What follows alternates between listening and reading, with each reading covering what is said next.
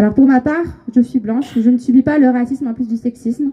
Cependant, je subis également une autre forme de pression dont on parle peu, malgré son caractère répandu, la grossophobie. Même quand j'étais plus fine qu'aujourd'hui, quand je portais encore du 38 au début de mon premier mandat de député, eh bien je subissais déjà cette oppression insupportable.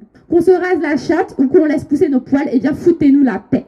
Erzilia Soudet, en plein naufrage, une fois de plus, cette fois, elle nous offre un chef-d'œuvre de victimisation où elle nous explique que le vrai problème en France, c'est qu'on se moque de son poids. Même quand je faisais du 38, je subissais déjà. Ah bon? Mais elle ne s'arrête pas là. Entre deux sanglots, elle nous gratifie d'un passage absolument lunaire, qu'on se maquille ou non, qu'on porte une mini-jupe ou non, ou un pantalon, qu'on se rase la chatte ou non, cela ne change rien, c'est notre corps, laissez-nous tranquilles. Elle a même parlé du voile, évidemment, en tant que bonne soldat de Mélenchon, il fallait qu'elle parle du voile. Pour elle donc, le voile est un objet de mode et l'on choisit de le mettre ou pas. Et Twitter ne l'a pas loupé. Quick.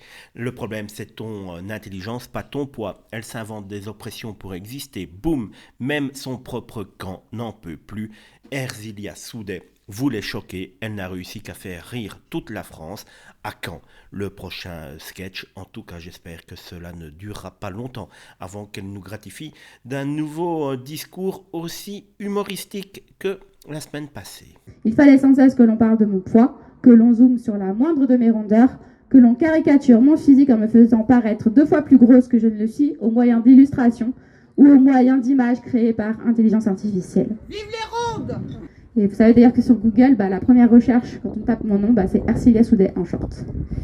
Non, notre corps n'est pas votre affaire, qu'on ait des formes ou non, qu'on fasse du 44 ou du 34, qu'on se maquille ou non, qu'on porte le voile ou non, qu'on porte une mini-jupe ou un pantalon, qu'on soit en talons ou en basket, qu'on se rase la chatte ou qu'on laisse pousser nos poils, eh bien foutez-nous la paix.